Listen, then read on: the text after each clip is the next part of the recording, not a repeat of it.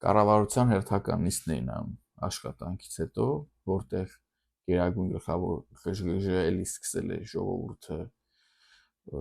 աղքատ է, ժողովուրդը տգետ է, ժողովուրդը անխելքա, կրթություն չունի եւ այլն եւ այլն։ Այո, երևի որ երևակայի ես էլ քո տեղելն էի, այսքան անհեթեթություն անհեթեթության հետևից դուրս տայի ու ժողովուրդը ոչ մի քայլ չաներ, երևի ես էլ կմտածեի քո նման, որ այս ժողովուրդը տգետ է, այս ժողովուրդը անխելք է, չգիտեմ էլի, երևի հենց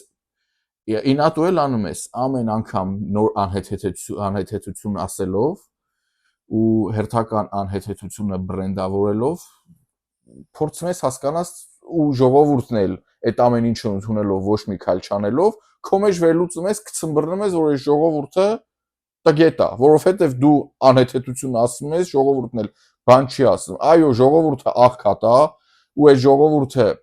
այդքան աղքատության մեջից նայելով քո հորական տան վիճակը, նայելով ձեր Երևանյան տան պատերի գրիչով ներկած մարկերներով, ֆլոմաստերներով վիճակը, քեզ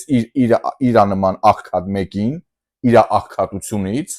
իրա նման մեկին բերեց իշխանության, հաստատ չմտածելով, որ պետքա միակ նպատակը այն պետքա լինի, որ պետքա գաք ու էլ աղքատ չլնեք դուք։ Այսքանից հետո էլ այդքան ասելու, մտածելու իրավունքը հաստատ ունեք էլի։ Այո, ես իմ նախորդ վիդեոներում էլ եմ ասել, ժողովրդի մի ստվար հատված տգետ է, ոչ թե տգետ է, եւս մեկ անգամ ներողություն ոչխար է, որ կարա այսքան հանդուրժի ու ծափ տա,